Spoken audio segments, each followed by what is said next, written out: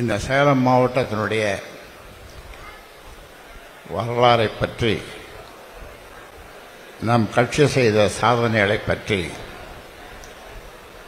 நம் கட்சிக்கு இந்த மாவட்டத்து மக்கள் கொடுத்த மரியாதை, அவர் அளித்த வாக்குகள், அதை பற்றியெல்லாம் எனக்கு முன்னால் பேசியவர்கள் எங்கே சொன்னார்கள். ஏனென்றால் இந்த மாவட்டம் சிங்கங்கள் வாழ்ந்த மாவட்டம், சிங்க குட்டிகள் வாழ்கின்ற மாவட்டம். வரும்போது பார்த்தேன் நிறைய சிங்க குட்டிகள்.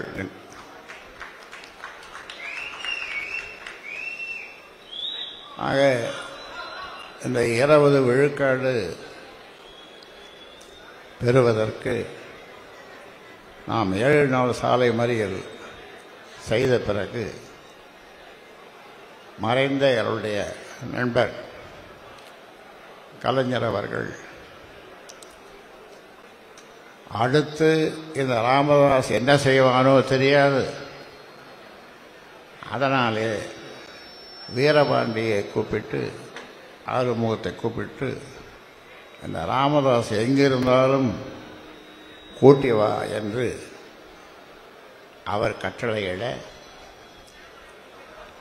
வீரபாண்டியார் என்னை டெல்டா நாராயணசாமி அவருடைய வீட்டிலே சந்தித்து, உங்களை கலைஞர் அழைத்து வரச் சொன்னார் என்று சொல்லி அழைத்து சென்றார். அந்த வகையிலே 20%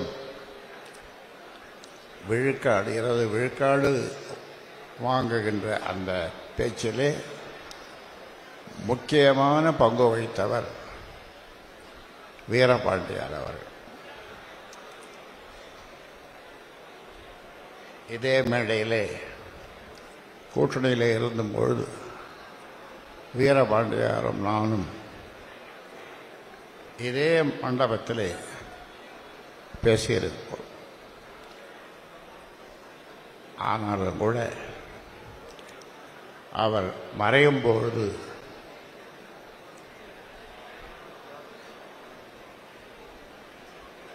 ஒரு, அது சொல்ல தேவையில்லை, விடுங்க. அந்த வகையிலே வீரபாண்டியார் அவர்கள் இந்த மாவட்டத்திற்கு, மக்களுக்கு நிறைய செய்திருக்கிறார். அதே போன்று 11 தொகுதிகள் அடங்கிய இந்த மாவட்டத்திற்கு பாட்டாளி மக்கள் கட்சியினுடைய அரிய சேவைகள், ஆற்றிய பணிகள் ஏராளம். அதை எனக்கு முன்னால் பேசியவர்கள் நினைவு கூர்வார்கள். பாட்டாளி மக்கள் கட்சி நாளும் மக்களை பற்றியே நினைக்கிற, மக்களுக்காக பாடுபடுகின்ற கட்சி என்பது உங்களுக்கு தெரியும். நீங்கள் வெளியிலே சென்று மற்றவர்களிடம் அதை பற்றியெல்லாம் எடுத்து சொல்ல வேண்டும். குறிப்பாக நம்முடைய தாய்மார்கள், பெண்கள், அவர்களுடைய வாக்குகள்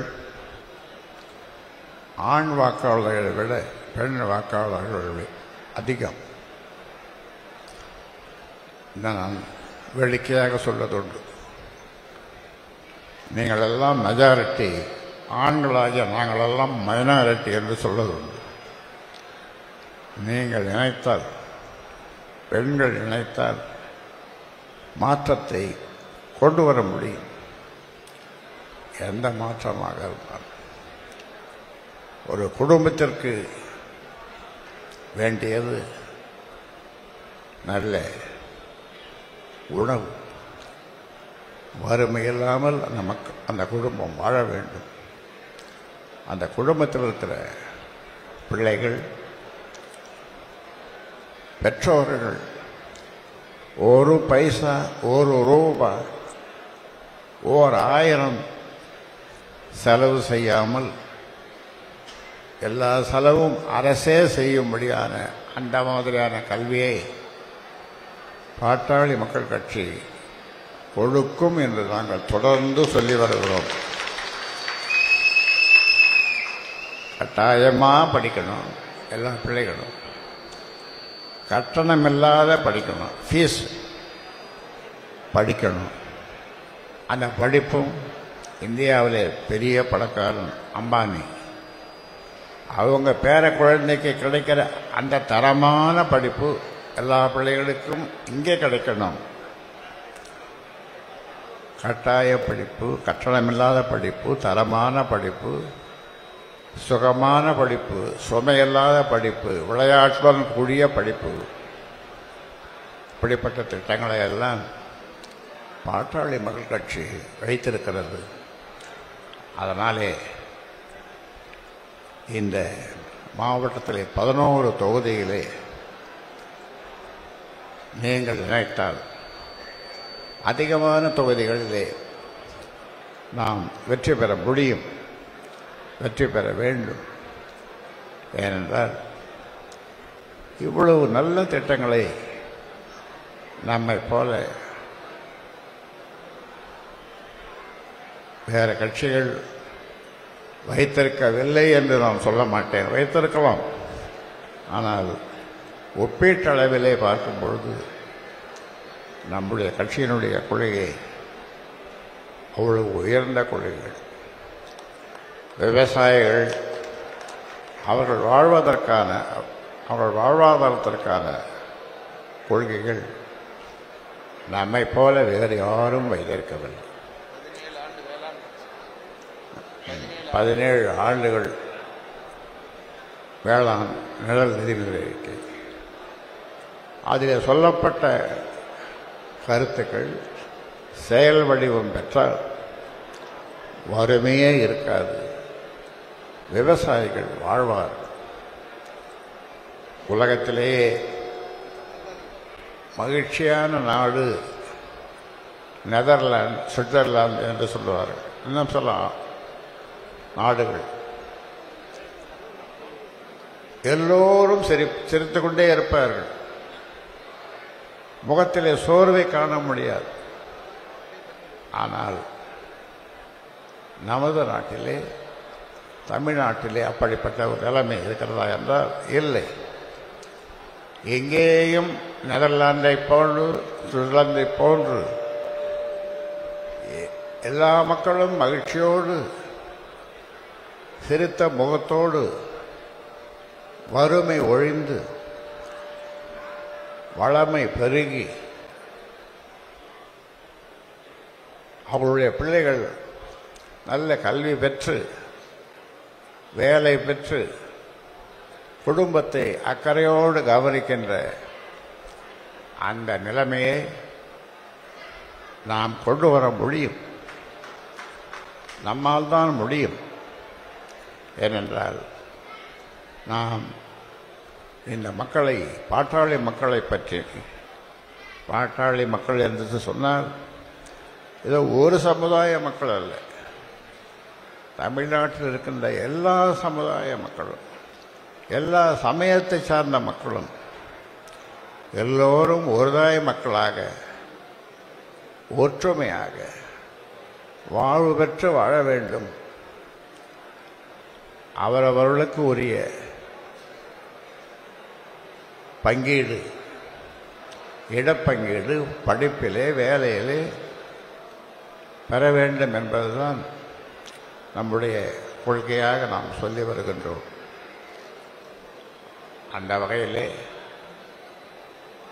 பாட்டாளி மக்கள் கட்சியினுடைய சொந்தங்கள், நீங்கள் நினைத்தால் நாம் நமது ஆட்சியை கொண்டு வர முடியும். குறிப்பாக பெண்கள், இளைஞர்கள் நம்முடைய தாய்மார்களுக்கு சொல்லுகிறேன். இங்கு வந்திருக்கின்ற தாய்மார்களை பற்றி நான் சொல்லவில்லை. வராத தாய்மார்களுடைய கணவர்கள் சில பேர் அல்லது பல பேர், சில ஊர் அல்லது பல ஊர் நாம் மளிகை கடைக்கு சென்று மாதந்தோறும் பல சரக்குகளை வாங்குகின்றோம். பல சரக்குகளை வாங்குகின்றோம். இப்பொழுது சரக்கு என்று சொன்னாலே அதற்கு புதிய புதிய பொருள். அவன் இதை போகிறான என்ன தள்ளாடிட்டு போகிறான், ஒன்றும் இல்லை, அவன் சரக்கு சாப்பிட்டுருக்கான். இன்னொருத்தன் 2-3 பையன்கள், அவன் ஒரு மாதிரியாக நடக்கிறான், அவன் இவனோட சண்டை போடுறான், இவனை அடிக்கிறான், கடைசியில் கொலையிலே முடியுது. என்ன காரணம்? அவன் கஞ்சாவுக்கு அடிமையாகிவிட்டான். கஞ்சாவுக்கு. ஆக இப்படியெல்லாம் தமிழ்நாடு சீரழிந்து கொண்டிருக்கிறது. அதற்கு முன்னாலே அந்த காலத்திலே ஒரு பனைமரத்தின் கீழே நின்று பாலை குடித்தாலும் என்ன சொல்லுவாங்க? என்னம்மா சொல்லுவாங்க? கள்ளு குடிக்கிறான்னு சொல்லுவாங்க. அதற்காக தான் திருவள்ளுவர் ஒரு அதிகாரமே எழுதியிருக்கிற 10 குறள், கள்ளுண்ணாமை என்ற ஒரு அதிகாரம். ஆனால் இப்போ எல்லாமே மாறி போயிடுச்சு. டாஸ்மாக் கடை அதிகாரமாக அரசு அதிகாரத்தோடு, அப்புறம் எத்தனை ஒரு ஊரில் அல்லது நகரத்தில் எத்தனை சந்துகள் இருக்கிறதோ அத்தனை சந்துகளிலே சந்து கடை என்று சந்திலேயே விற்கிறான், கொந்திலேயே விற்கிறான். அதே மாதிரி இந்த கஞ்சா, நிறைய போதைப் பொருள்கள். ஆக எங்களுடைய கவலையெல்லாம், நம்முடைய கவலையெல்லாம் இந்த போதைப் பொருள்கள் தமிழ்நாட்டில் எங்கும் விற்கக்கூடாது என்பதற்கான திட்டங்கள் எங்களிடம் இருக்கிறது. அதை பற்றிய கவலை எங்களுக்குத்தான் அதிகமாக இருக்கிறது. அதனால் ஒரு 3 மாதம் நாங்கள் சொல்வதை அரசு அப்படியே செய்தால் எந்த போதைப் பொருளும் தமிழ்நாட்டிலே இருக்காது. தமிழ்நாட்டிலே இருக்காது. அந்த காலத்திலே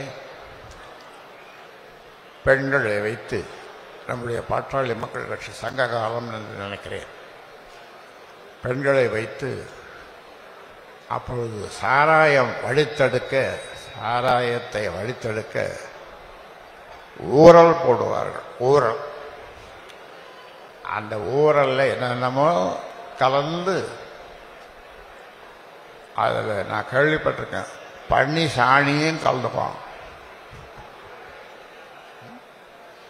பண்ணி சாணியும் ஊரல் போட்டு ஆற்றோரங்களில், அதில் காடுகளில் ஊரல் போட்டு அதை மக்களுக்கு விற்பார்கள். சாராயம் என்று சொல்லி அது கள்ளச்சாராயம். ஆனால் இப்பொழுது அரசே விற்க ஆரம்பிக்கிறது. இதை குடித்தால், இந்த சரக்கை குடித்தால் உயிருக்கு கேடு, வீட்டுக்கும் கேடு, நாட்டுக்கும் கேடு. உயிருக்கு கேடு, வீட்டுக்கு கேடு, நாட்டுக்கு கேடு. ஏன் அதை விற்கிற? ஏன் பகிரங்கமாக டாஸ்மாக் கடை 8ஆம் நம்பர், 10ஆம் நம்பர், 109ஆம் நம்பர், 500ஆவது நம்பர் என்று ஏன் விற்கிற? வருமானம் ஒன்று எனக்கு அரசாங்கம் நடத்துறதுக்கு வருமானம் வேணும்.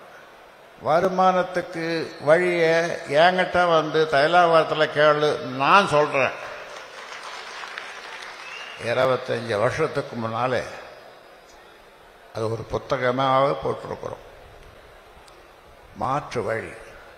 சாராயத்தை ஒழிச்சிட்டோம்னா வருமானத்துக்கு, அரசு வருமானத்துக்கு என்ன வழி என்பது நாம் புத்தகமே போட்டிருக்கிறோம். அரசுக்கு வழிகாட்ட யார் கேட்கிறார்கள்? அதனால்தான் நாம் சொல்லுகிறோம். நான் அடிக்கடி வேடிக்கையாக சொல்வதுண்டு. 3 கடவுள்கள், பிரம்மா, விஷ்ணு, அப்புறம் சிவன். சிவன், பிரம்மா, விஷ்ணு 3 கடவுள்களும் எதிரிலே வந்து இங்கே நின்று, ராமதாஸ் உனக்கு என்ன வேணும், என்ன வர வேண்டும் கேள், உடனே தருகிறோம் என்று சொன்னால் நான் 2 வரம் கேட்பேன். அப்புறம் கொஞ்சம் ஒரு கொசுறு வரமும் கேட்பேன். கொசுறு கடைக்கு போனால் பலசரக்கு கடைக்கு, நான் சொல்கிறது பலசரக்கு கடை அந்த காலத்தில், அதாவது கொசுறு கொஞ்சம் போடுன்னு சொல்லுவாங்க. அந்த மாதிரி அந்த வரம், என்ன வரம் உனக்கு வேண்டும் என்று கேட்டால், அந்த மும்மூர்த்திகள், நான் எனக்கு இந்த மழை பெய்த அந்த மழை நீர் ஒரு சொட்டு நீர் கூட கடலுக்கு போகக்கூடாது. முதல் வரம் 3 பேர் சேர்ந்து சொல்லிட்டாங்க, கொடுத்தாச்சு. ராமதாஸ் நீ கேட்ட வரம் கொடுத்தாச்சு. 2வது வரத்தை சொல்லு. 2வது வரம்,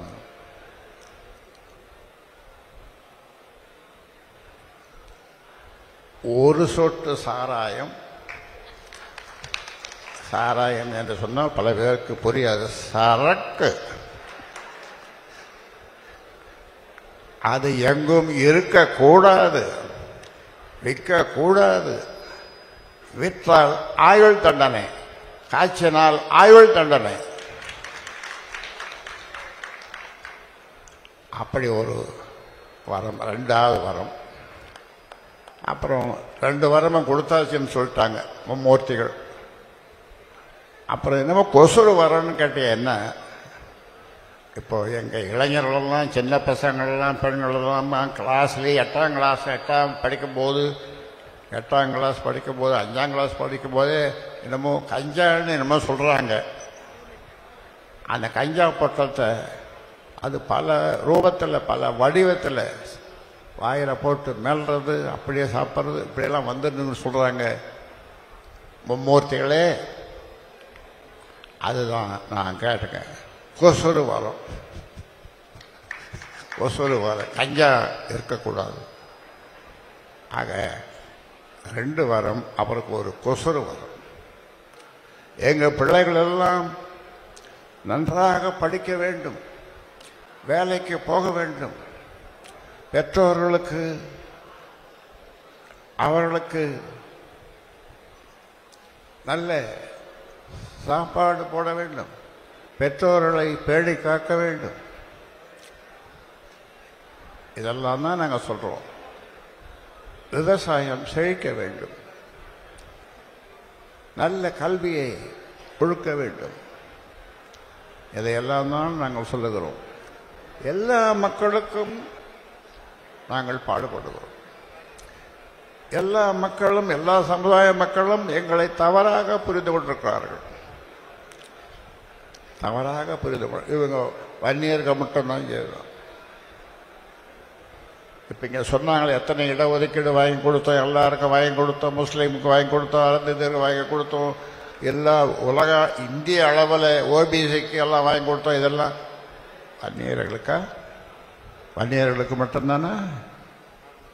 எல்லா மக்களுக்கும், எல்லா மக்களுக்கும், தமிழ்நாட்டில் இருக்கிற எல்லா மக்களுக்கும். அதனால்தான் நாங்கள் சொல்லுகிறோம், தமிழ்நாட்டில் இருக்கிற மக்கள் அவ்வளோ பேரும் ஒருதாய் மக்களாக நினைத்து நாங்கள் அவர்களுக்காக நாங்கள் பாடுபடுவோம். அதில் வஞ்சனை இருக்காது, உயர்வு தாழ்வு இருக்காது, ஏற்றத்தாழ்வு இருக்காது என்று நாங்கள் தொடர்ந்து சொல்லி வருகிறோம். அதனாலே பாட்டாளி சொந்தங்களே, குறிப்பாக தாய்மார்களே, நீங்கள் நினைத்தால் மாற்றத்தை கொண்டு வர முடியும். ஆட்சி மாற்றத்தை நீங்கள் கொண்டு வர முடியும். உங்களால் முடியும். உங்களிடம் 3 சக்திகள் இருக்கிறது. ஆக்கும் சக்தி, காக்கும் சக்தி, அழிக்கும் சக்தியும் உங்களிடம்தான் இருக்கிறது, பெண்களிடம். நீங்கள் நினைத்தால் இந்த சாராயத்தை அழிக்க முடியும், கஞ்சாவை ஒழிக்க முடியும். உங்கள் பிள்ளைகள் பெரிய படிப்பு படிப்பதற்கு உதவ முடியும். ஏனென்றால் உங்களிடம் 3 சக்திகள் இருக்கிறது. ஆண்களிடம் இருப்பதெல்லாம் இதுதான்.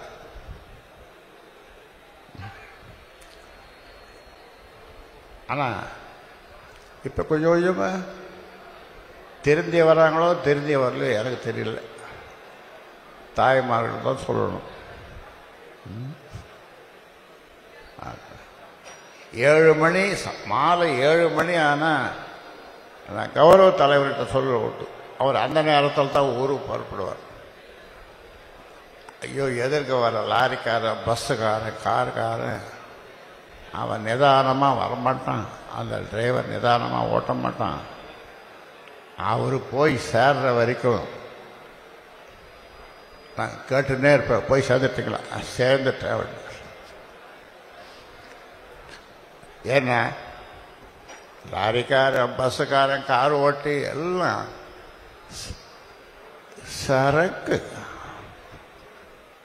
சரக்கு சாப்பிட்டே விட்டதுனால இந்த சமுதாயம் சரிந்து கொண்டிருக்கிறது. தமிழ் சமுதாயம் மிகப்பெரிய சரிவை நாம் சந்தித்துக் கொண்டிருக்கிறோம்.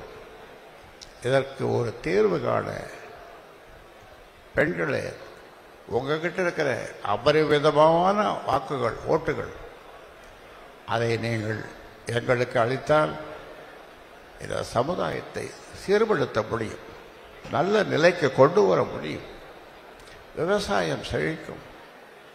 உங்கள் பெண் பிள்ளைகள் 19 வயசுக்கு கீழே இருக்கிறவங்கள பெண் தெய்வங்கள் என்று நான் சொல்லுவது உண்டு. 19 வயசுக்கு மேலே இருக்கிறவங்களே தேவதைகள். உங்கள் பெண் பிள்ளைகள் எல்லாம் தெய்வங்களாகவும் தேவதைகளாகவும் விளங்க, படிக்க, உத்தியோகத்துக்கு போக, வேலைக்கு போக நீங்கள் செய்ய வேண்டியது ஒரே ஒரு ஓட்டு. அது உங்ககிட்ட இருக்குது. ஆனால் கொஞ்சம் வயசான தாய்மார்கள், நீ என்ன கொடுப்ப அப்படின்னு, நான் என்கிட்ட ஒன்றும் இல்லை, அப்போ போனது இல்லை, ஒரு 300 500 வா, கொஞ்சம் நெல் அப்படின்னுது. ஏன் 500 300ன்னு சொன்னிய, அது 500 கூட அப்படின்னது. அது நம்மகிட்ட எங்க இருக்குது 500? சொல்லுவோம். நாம் அதுங்கிட்ட என்ன சொன்னாலும் உன் பேத்திகள் பேரன்கள் படிக்கிறதுக்கு நாங்கள் பாடுபடும், அதுங்க படிச்சு நீ இப்போ கொடு, நீ எவ்வளோ வச்சுக்கிற கொடு. அவன் கேட்குறான், ஆம்பளை நீ எவ்வளோ குவார்டர் வச்சு கொடுப்பியா, இல்லை ஆஃபை கொடுப்பியா, இல்லை ஃபுல்லு கொடுப்பியாங்கிறான். எங்ககிட்ட ஒன்றுமே கிடையாதுப்பா, தண்ணி கூட இல்லை. இந்த மேட்டூர் தண்ணியும் பார்த்தீங்கன்னா அதுக்கும் நிறைய கிடைக்க மாட்டேங்குது. அதனால் இதெல்லாம் ஃபுல்லு ஆஃபு குவார்டர்லாம் கிடையாது, நீ ஓட்டு போடுப்பா அப்படின்னா பார்க்கலாம். அவன் சொல்கிறது பார்க்கலாம்.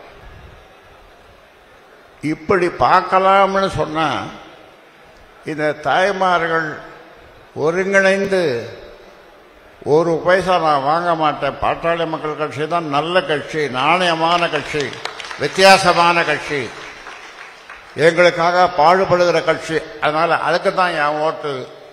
நீ காசு கொடுக்குறியா கொடு, வாங்கிக்கிறேன்.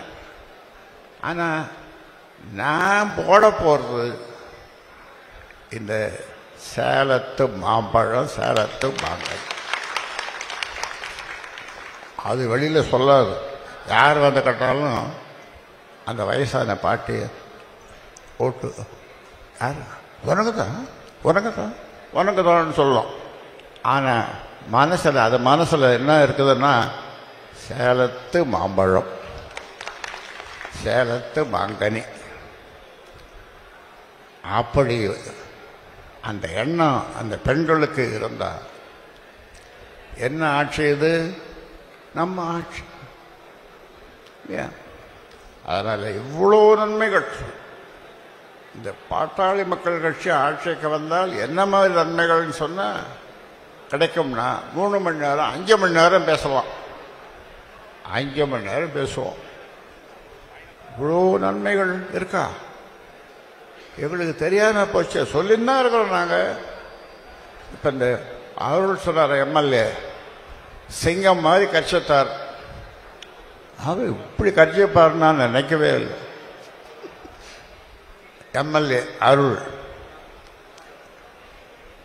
இப்படி உங்களுக்காக பாடுபட இளைஞர்கள் நிறைய பேர் சட்டமன்றத்துக்கு நீங்கள் அனுப்பணும்.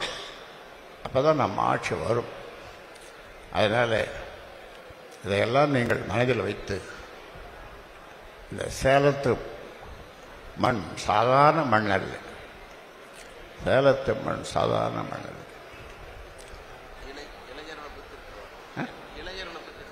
அதுதான் இளைஞர்கள்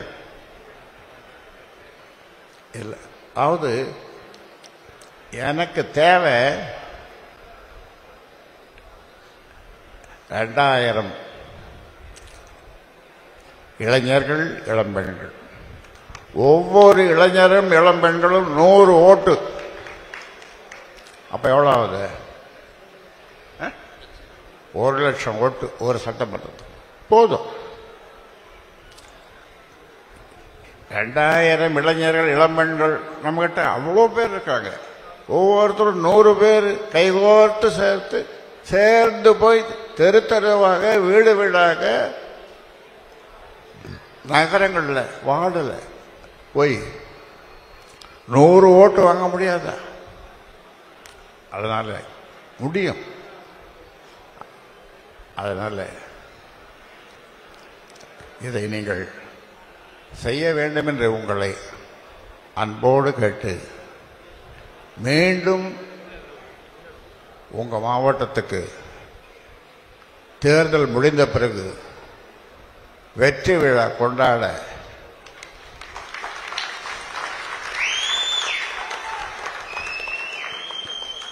நான் வருவேன். அந்த பாராட்டு கூட்டத்திற்கு நான் வருவேன். நீங்களும் வாருங்கள். ஆனால் மறக்காமல் உங்கள் ஊர் பழத்தை தான் சின்னமாக நாங்கள் வச்சிருக்கிறோம். மாங்கனி, சேலத்து மாங்கனி. ஆனால் உங்கள் அனைவருக்கும் என்னுடைய வாழ்த்துக்களை சொல்லி முடிக்கிறேன். நாங்கள் சொன்னதை போய் மற்றவர்களுக்கு, உங்கள் பக்கத்து வீடு, எதிர் வீடு, அவங்களுக்கெல்லாம் இதை சொல்லுங்க. சொல்லி ஒரே ஒரு முறை மாம்பழத்துக்கு ஒரே ஒரு முறை. அதனால் உங்களுக்கு மீண்டும் என்னுடைய பாராட்டையும் வாழ்த்துக்களையும் சொல்லி முடிக்கிறேன். நன்றி, வணக்கம். என்றும் உங்களுடன் மை இந்தியா. முக்கிய செய்திகளை உடனுக்குடன் தெரிந்து கொள்ள சப்ஸ்கிரைப் பண்ணுங்க, பெல் பட்டனை பிரஸ் பண்ணுங்க. என்றும் உங்களுடன் மை இந்தியா.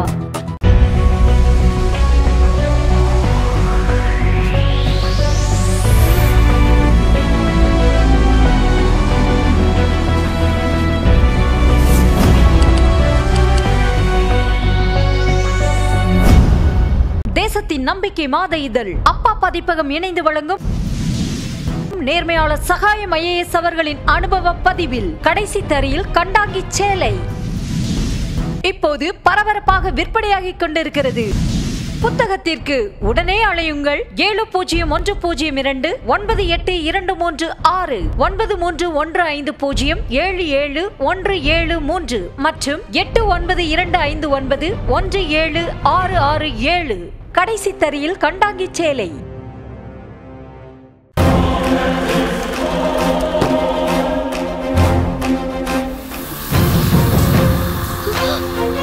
தமிழ்நாடு காவல்துறையை ரொம்ப குறைவா மதிப்பிடுறீங்க மிஸ்டர் நிவாஸ். லஞ்சம் தவிர்த்து நெஞ்சம் நிமித்தி வாழ்ற போலீஸ்காரங்க தமிழ்நாடு காவல்துறை.